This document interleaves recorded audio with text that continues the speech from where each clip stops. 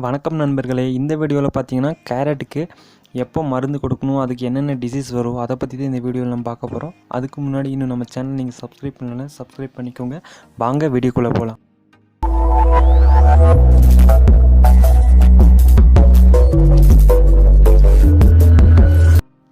Carrot பயிர் விதைச்சி 8லேருந்து 12 நாள் வரைக்கும் பார்த்தீங்கன்னா தண்ணி கொடுக்கணும்.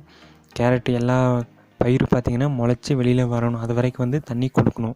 நம்ம 4வது நாள் தண்ணி கொடுக்கும்போது பார்த்திங்கன்னா தண்ணி கொடுத்ததுக்கப்புறம் இந்த ஸ்டேஜில் பார்த்திங்கன்னா 4வது நாளுக்கு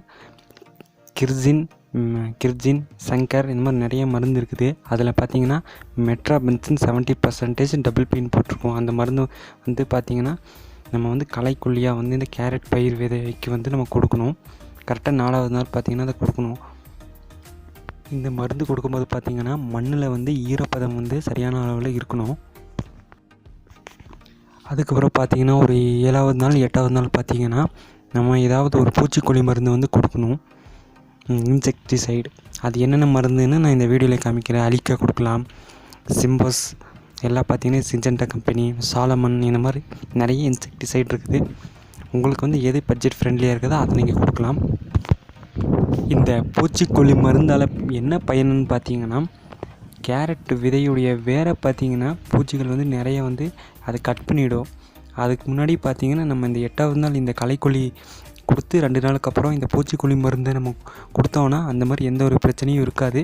அது கரெக்டாக 8வது நாள் கொடுத்துருங்க.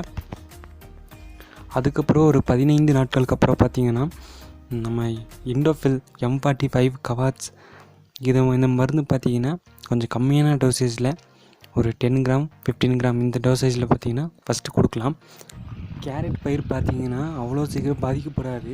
அது நம்ம மருந்து எதை பொறுத்து கொடுக்கணும்னா கிளைமேட்டு, அப்புறம் நம்மளோட ஏரியா டெம்பரேச்சர் இதெல்லாம் பொறுத்து நம்ம மருந்து ஒரு 8 நாளைக்கு ஒரு டைம் கொடுத்தா போதும்.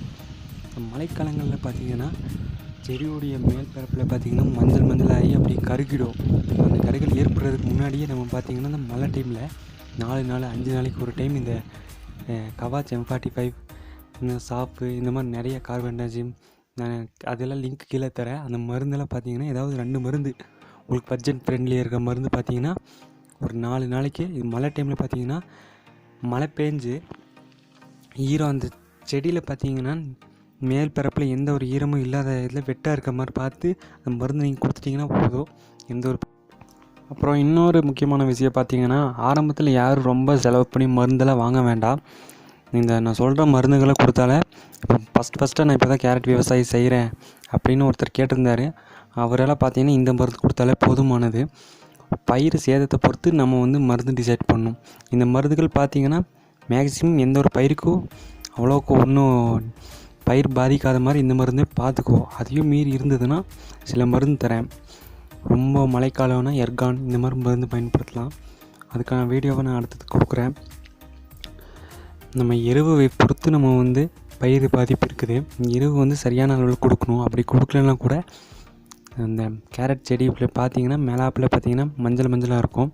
அதனால் இந்த நம்பர் 4 எருவு பார்த்திங்கன்னா 2 டைம் கொடுக்கணும். கொஞ்சம் கொஞ்சமாக ஜாஸ்தி கொடுத்தா என்ன ப்ராப்ளம்னு பார்த்திங்கன்னா செடி வளர்ச்சி அதிகமாக போய் செடி ஹைட் ஆகிடும். ஹைட் ஆச்சுன்னா என்ன ஆகும்னா மழை டைம் இந்த காத்தடிக்க டைமில் பார்த்திங்கன்னா சாஞ்சிரும் கேரட்டு. அதனால் பார்த்து கொடுத்துக்கோங்க. அப்புறம் பார்த்திங்கன்னா பயிர் ஒரு 70-80 நாள் ஆனதுக்கப்புறம் பார்த்திங்கன்னா நம்ம பயிர் பெருகிறதுக்காக மருந்து நிறைய அடிக்கிறோம்.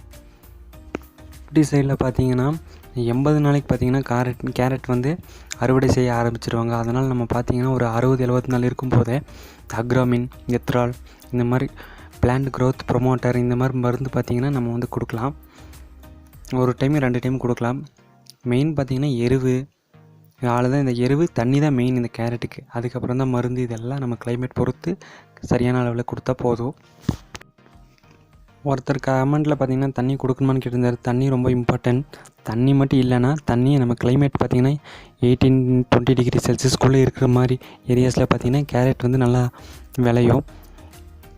தண்ணி ஃபஸ்ட்டு விலை முளைக்கிறதுக்கு பார்த்திங்கன்னா ஃபஸ்ட் நாள்லேருந்து 12 நாள் வரைக்கும் தண்ணி கொடுக்கணும்.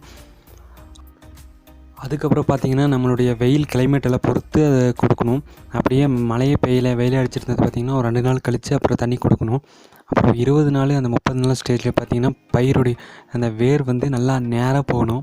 கோணையாக போயிடுச்சுன்னா கேரட் இந்த மாதிரி டைம் முடிச்சு இந்த மாதிரி பிரச்சனை வரும். அதனால் வந்து 20 நாள்லேருந்து 40 நாள் 50 நாள் இந்த ஸ்டேஜில் வந்து கேரட் பயிருடைய வேரை வந்து ரூட்டில் பார்த்திங்கன்னா அப்படியே கீழே நோக்கி போகும். அது வந்து நேராக போகிறதுக்கு வந்து அடியில் ஈரப்பதம் இருக்கணும், மண் லூஸாக இருந்தால் தான் நேராக போகும். நம்ம அந்த டைமில் தண்ணி கொடுக்கலன்னா பயிர் வந்து கீழே போகாமல் வேர் சைடில் அதோடைய தண்டு பகுதியில் ஃபுல்லாக வேர் முளைச்சிருச்சுன்னா கேரட்டே வேஸ்ட்டு. அதனால் தண்ணி ரொம்ப முக்கியமாக எல்லா பயிரை விட இந்த கேரட் பயிருக்கு வந்து தண்ணியும் கிளைமேட்டும் வந்து ரொம்ப முக்கியம். ரொம்ப மழை பெஞ்சிருச்சுன்னா தேவையில்லை, மழையை பொறுத்து மழை இல்லைன்னா அதுக்கேற்ற மாதிரி நம்ம தண்ணி.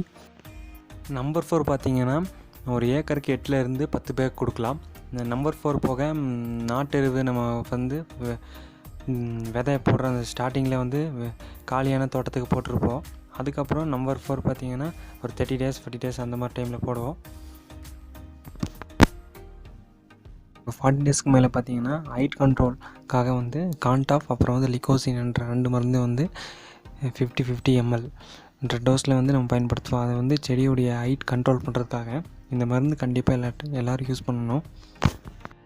வீடியோவில் பார்த்தீங்கன்னா இன்செக்டிசைடு அப்புறம் பூச்சிக்கொல்லி அப்புறம் இந்த பூஞ்சனக்கொல்லி இந்த 2 மருந்து தான் மெயின். அப்புறம் இந்த ஹைட் கண்ட்ரோல் பண்ணுறதுக்காக மேக்ஸிமம் எல்லா மருந்தும் இந்த வீடியோவில் நான் சொல்லியிருப்பேன். அடுத்த வீடியோ சந்திப்போம். நன்றி. அப்புறம் பார்த்திங்கன்னா நான் சொல்லியிருக்கல வந்து எல்லா மருந்தையும் பயன்படுத்த வேண்டாம். பூஞ்சனக்கொல்லி ஃபங்கிசைடில் வந்து ஏதாவது 1 2 பயன்படுத்துங்க. அப்புறம் இன்செக்டிசைடில் 1 நான் வந்து 3 4 சொல்லியிருப்பேன். ஆனால் எல்லாத்தையும் பயன்படுத்த வேண்டாம். அதில் உங்களுக்கு எது பெஸ்ட்டுன்னு தோணுதோ அதை பயன்படுத்துங்க. எது வேணுமோ அதில் பயன்படுத்தி எல்லாமே நல்லா ஹை பிராண்டட் குவாலிட்டியான மருந்து தான்.